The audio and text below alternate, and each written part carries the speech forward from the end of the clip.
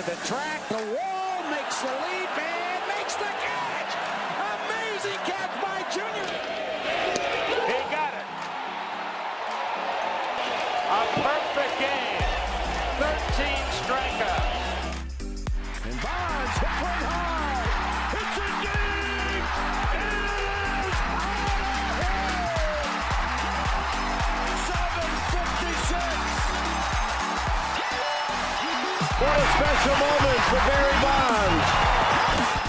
Swinging a long drive, deep to right, going, goodbye! He has done it! He has changed the game of the night with one swing of his bat! Hello and welcome to the Champions Adjust podcast. My name is Aaron Machbitz. Next to me is Coach David Bodzin, and this is episode number 46 of the podcast. And very importantly, this podcast is brought to you by Champions Adjust. Champions Adjust is the business which has three parts. One being this podcast, the second being our mindset and arm care programs, and the third being our clothing line. And you can find all of that stuff at champsadjust.com. Coach Bodzin?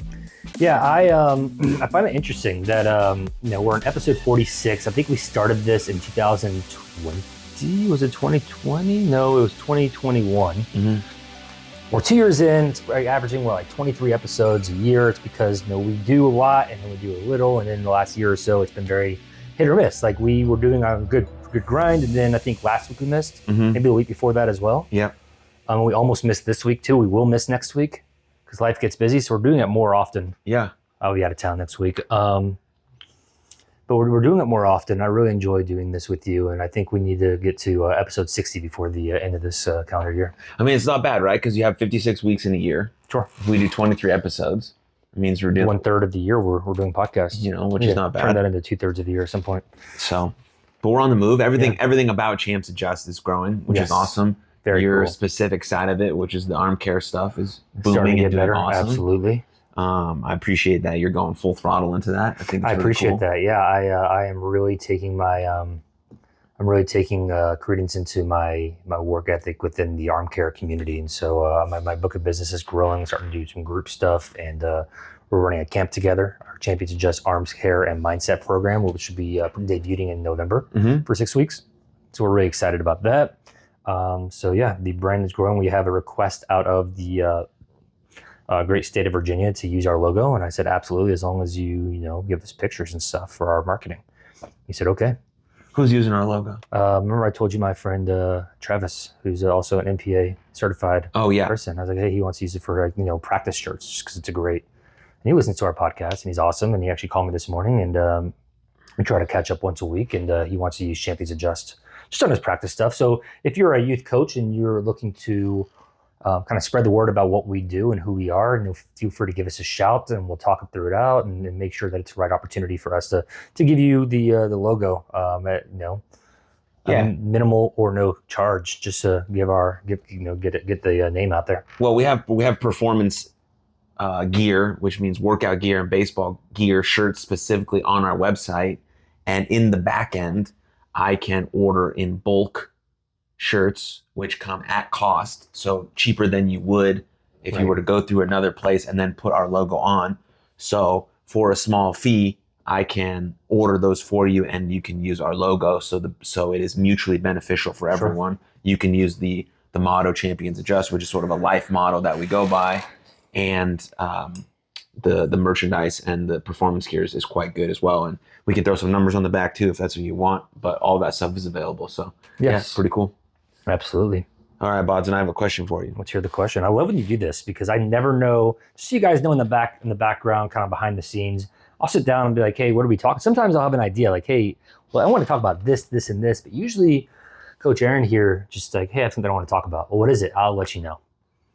Or I just want to ask it all. And he says, I have a question, which means he's been thinking about this for a while, and I still have no idea what it is. So let's hear it. How do you relay to a player that you coach, whether private lessons or on your team, that you care about them?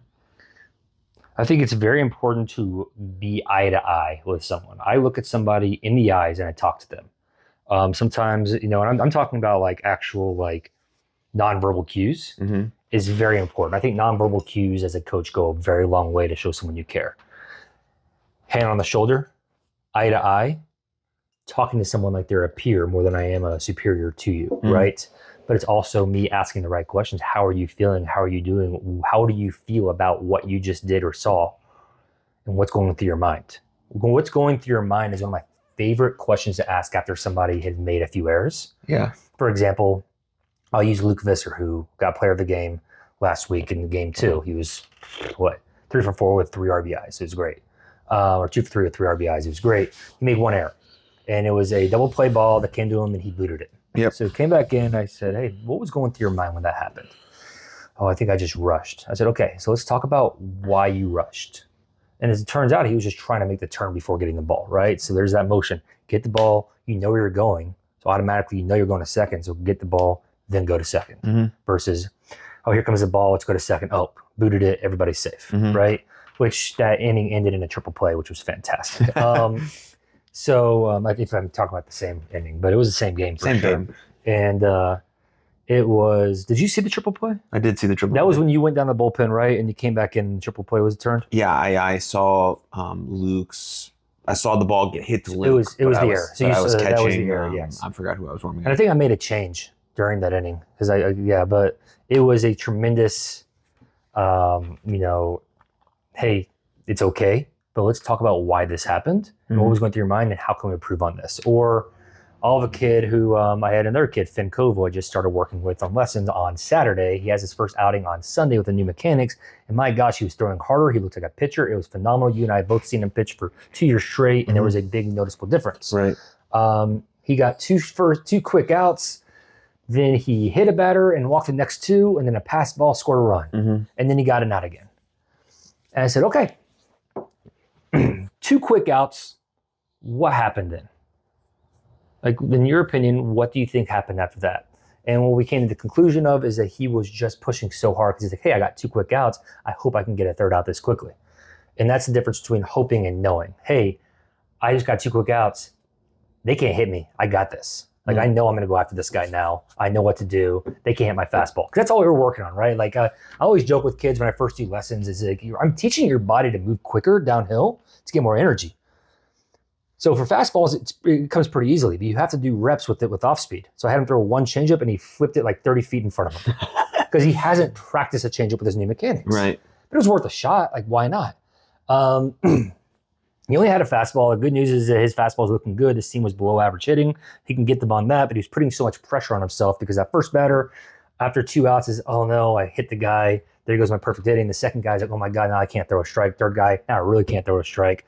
Went out and talked to him, told him to breathe, calm down, just throw the ball down the middle, fastball, getting out. Let's get contact and getting out. He breathed, he got that 3rd out, brought him back in, and we talked about the mentality of keeping calm and staying confident, right? And I tell those stories because I think that's a good way of, again, nonverbal and verbal cues of showing the kids that we do care. We're not angry when you make mistakes or mistakes. We are energized to help you overcome your mistakes. Yeah. Right? Yeah, we're just trying to express to them what needs a little work. And there's always something. Always something, even for us. You know, it'd be cool if we had a coach to coach us or film how we talk and how we express ourselves, and someone could watch that. You know, I would love to be, because we're trying to be the best communicators we possibly can to these young people. And it's interesting how you speak to a 12-year-old, how you speak to a 13-year-old, how you speak to a 14-year-old, how you speak to a 15-year-old. And some of these questions that we've been asking for a while now can actually get answered as a 15-year-old. Yes. Like, how do you feel? When they're 12, it's like, it's difficult. They have like one word, or maybe they just say good, or maybe they don't answer. So you're just trying to parse, like, you also don't know what your body feels like, right? Like, you're not sure if it hurts or if it's sore or whatever. But like at 15, you have a better idea. You're not fully, locked in, especially since the feelings in our body change and we're still growing, and you're changing people's strides down the hill and stuff like that. So it's interesting to see that. But yeah, being able to relay that you care is very important as a coach, because if there's that underlying part that we care about them, then the things that we say to them have hit harder. Yes. And they're not gonna take it as a personal attack on them. Yes. They're gonna take it as, oh, Bodzin is like always asking me how I'm doing, and he's checking in on me. And then when he coaches me, then I feel that. Then I know it's not like, hey, you're shitty and a shitty person. Yes. No, you're just, hey, we can do this a little bit better. Let's try it. And I think that relays really well. Yeah, and with Luke, like, he's a great baseball player, athlete. great kid. I think most of the time that stuff happens when we don't have a pre-pitch routine. Sure. Because now we have a guy on first. It's different than if there's nobody on. We have one out. Like, we're thinking to ourselves where we want to go with the ball when the ball is hit to me. Absolutely. So I'm not thinking about that when it's actually happening. I'm just trusting my body and let it work. So I'm saying, okay, secure one out. Make sure we go to 2 first on a ball hit to me. And then from there, it's out of your control. But if you're thinking, as the ball is hit to you, okay, now I got to go 2, and then hopefully he catches it, and then hopefully he catches it and throws it to first so we can get this double play. It's like, no, your job is the thing that you're doing at the moment. And if you can have that pre-pitch preparation, it's super important and allows for your talent to flow easily because you're not thinking about it as it's happening. You've already thought about it. And then you're letting your unconscious competence make the play. Which I think for him specifically, and I had this conversation with him, I think he has pre-pitch preparation. I think he knows where to go. I think he so just too. goes so excited to go there that he forgets that he has to field the ball first. Yeah. Which happens especially for super athletic kids who expect a lot of themselves. Right. And you've coached Luke a lot longer than I have. I think this was my 7th game ever coaching him. But what I've noticed out of him is that he gets in his head because he expects a lot of himself. And so he's somewhat of a perfectionist, which sometimes is the worst thing you can be as a baseball player because it's a game of failure. You're going to fail more than you're going to succeed. Perfectionism comes at a cost. And what is it that you said that if you live and die with your results and your wins, then you're going to die a lot more than you live? Yep. If you live and die by your results, you're going to die a lot. Yes. He wants to be great. And I think that's a good mentality to have because I can take that and tweak it a little bit rather than someone who's timid and sort of doesn't play hard and is afraid to make mistakes. I wouldn't say Luke is afraid to make mistakes. He wants to make every play and he's going to go after every ball. So he wants to be great, but how can we remove the result-driven expectations and allow it just to be his process that drives him and his effort that drives him rather than the hit or whatever the case may be is. Yes. So that's what's important, how you parse it out. Because you want kids to have that mentality. You want them to have this like, I expect to be great.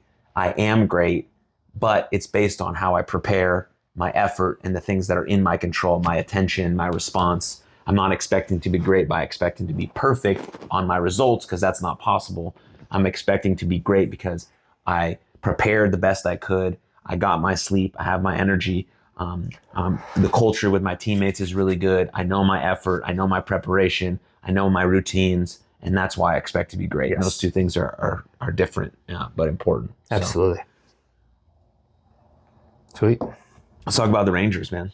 I don't have a lot to say about the Rangers, to be honest with you. I don't really follow Major League Baseball as closely as I'd like to. I know that the Adam Wainwright got his 199th win last night. He needs 200. It is crazy to me that he came into the season at 195 wins. One of the best pitchers to ever play for one of the best organizations in baseball, the St. Louis Cardinals. He was at 195 wins, needing 5 wins, and it's taking him until September 12th, and I think 18 to 20 starts to get 4 wins. Now he has 3 starts left, 1 against the Phillies, 2 against the Brewers, all 3 at home to get 1 more win. And what it comes out to is, at this point, it seems like it's offensive production. I was watching the game last night, and the Cardinals were up 3-0. He gave up 2, and I thought, okay, well, in that beginning that he gave up 2 runs, he got up to 90 pitches. He's not going to pitch much longer. They'll go to the bullpen, which has been shaky all year. This team needs at least 3 more runs. Sure enough, they got 2 more, and they won 5-3, I think. And they got him his win. And so I know that's not the Rangers, but it's just that's really the only thing I'm really following closely right now in baseball, as well as the fact that the Rangers, the Rangers, and the Astros are neck and neck right now. You know, the Rangers have started to get a little bit more wins. Astros have lost 2 straight against the Athletics, which has allowed the Rangers to get back into not just it's interesting because they are barely in the wild card right now, and they're just 1 game out of the West first league. place, yeah. And it's all. And I would love to see the Astros, Mariners, and the Rangers all make the playoffs along with the Rays. Like, that's what I want. I want it to be the Rays, Rangers or Astros, Mariners, or those 3 teams, 2 of them being wild card plus the Rays as wild cards. That is my hope, because I think the Orioles are going to win the division. Yes. And then Rays are going to get the first wild card spot. Yes. And so number 2, I want to be number 2 and 3. I want to be one of the Astros, or 2 of the Astros, Mariners, or Rangers. And then that's good for baseball, because it's the best division in baseball. Whereas like 3 years ago, it was the worst division in baseball. Now it's the best division in baseball. It's insane. Yeah, the Blue Jays are right there. So I mean, the hunt for those wild card spots. And we love the Blue Jays, man. And the Blue Jays, the Mariners, and the Rangers. I won't root for the Blue Jays over those 3 AL West teams, though. Those AL West teams are better than the Blue Jays. Yeah, healthy. I like the Mariners a lot, but I watched the Rangers a lot this season, and it's cool to watch them play. It is. I'm a big fan of Bruce Bochy. I do. Obviously, I see that his issues lie within managing bullpens. Every manager has a weakness. His seems to be managing his bullpen. Doesn't help that his bullpen wasn't supposed to be great this year. They played all like all-stars in the first half, and then they started to act like themselves in the second half. Happens. The Rangers weren't supposed to be good this year. This good this year. A lot of the guys that they're going to rely on the bullpen are in the minor leagues still.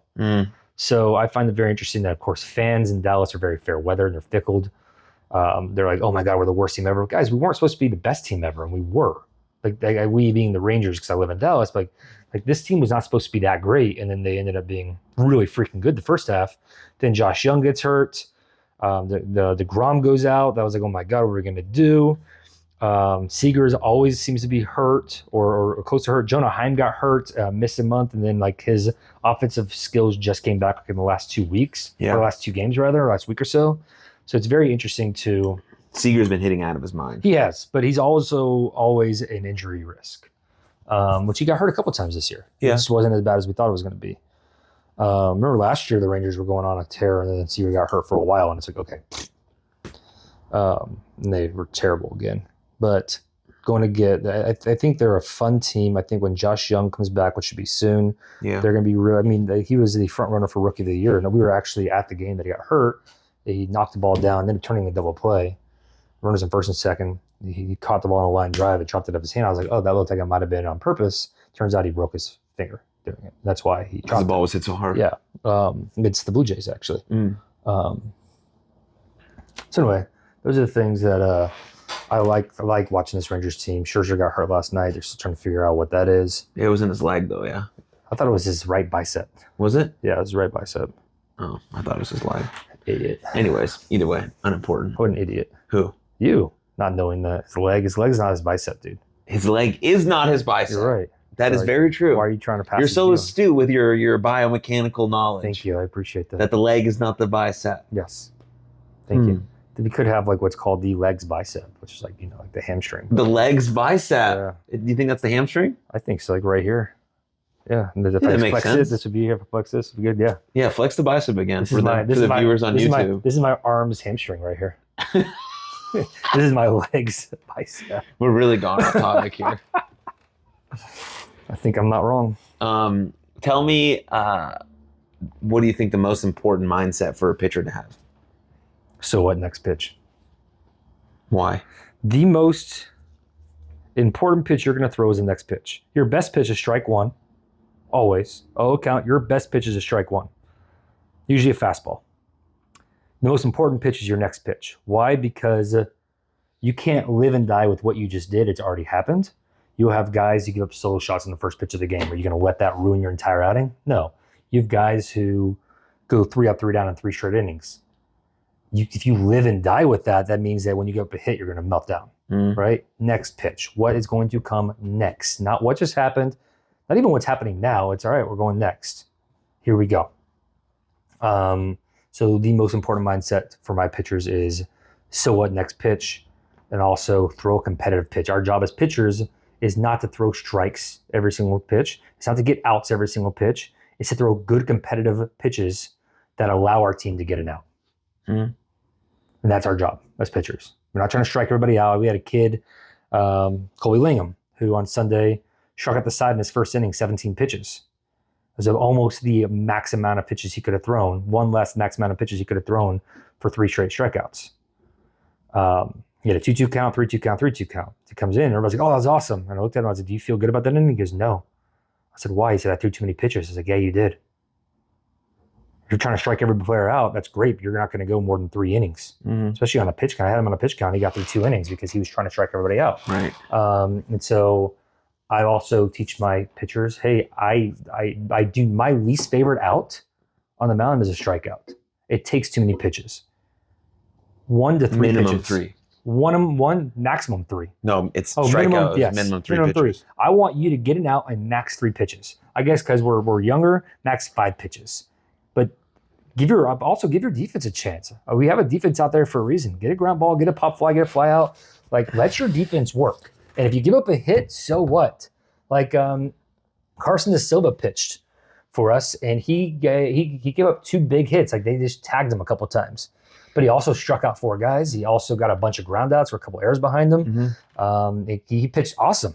He got tagged a couple times. Cool. Bring the ball down a little bit. Right. Let's go to the next pitch. And he does a great job just saying, so what, next pitch. I love that kid because he couldn't care less if he's going up against Alex Rodriguez or Alex Rodriguez's, 3-year-old son. Like, he has the exact same approach no matter what. Yeah. Yeah, I really like that idea with the pitcher only focusing on throwing the most competitive pitch he can, or throwing the best pitch that he can, to get us out of the mind frame of, I have to get this guy out, or I have to throw a strike, or I have to strike this guy out. Just like, this is the best thing I can do right now is throw my most competitive pitch, and then everything else is out of my control. Whether he hits it or not, whether it's called a strike, whether my fielder makes a play, whether he hits a bomb, whether he swings and misses, the only thing that's in my control is throwing a competitive pitch. Yes. And it's the same way we think about hitting, right? Majority of the time, your number one goal as a hitter is to hit the baseball hard. Yes. Parse, like, have a quality at bat, basically. Or hit the baseball hard. Be competitive up there. Right? And just be competitive. It all boils down to that. Like, one of my least favorite things in the world is a strikeout looking. Why? Because I would rather you swing 20 feet over your head than watch the ball down the dick for strike 3. Yeah. Be competitive. Just compete up there.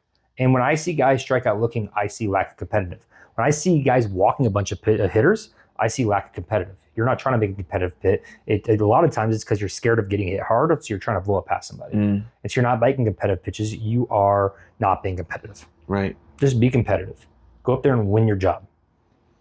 Yeah. As a pitcher, my job is to get the hitter out. As the hitter, my job is to not get out against the pitcher. Who's going to win?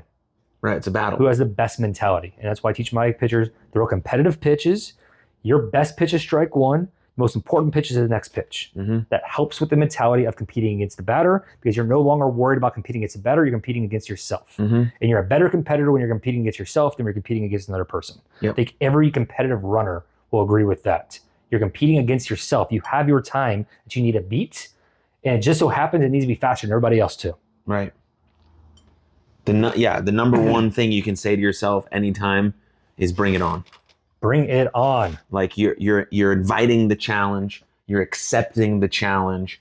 You're not saying, I have to get a hit, or this is the most important at bat of my whole life. Right. Or my coach is going to sit me if I don't get this hit. You're simply just saying, whether you're a pitcher, you're a hitter, you're a fielder, doesn't matter. In those moments, every time you're going to battle, which is every time you go to the plate or you're pitching against someone or you're expecting the baseball to be hit to you, bring it on. Bring it on.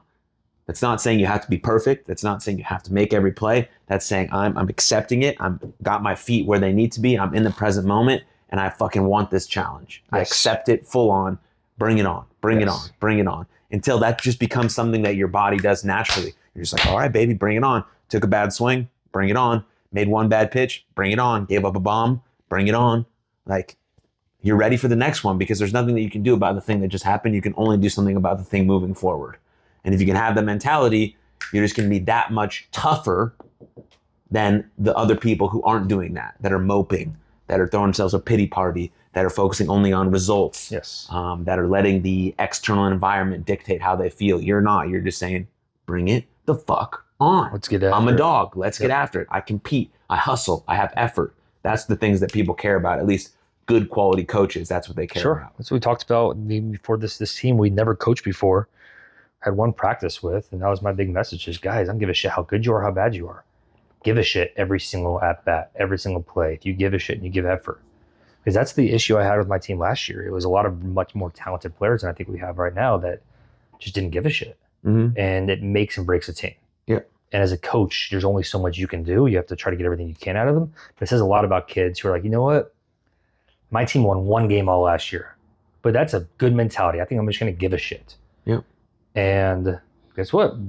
That is contagious. And kids tend to play better under those circumstances. Energy is absolutely contagious. Yes. Absolutely. Coach Bodzin, you got any other comments, questions, closing thoughts, arguments, funny stories, anecdotes? No, I think I'm glad to back in here. I think we'll be back in 2 weeks. Back in 2 weeks. Thanks for watching. Thanks for listening. Hey, never forget. Champions Adjust. Ooh, same time.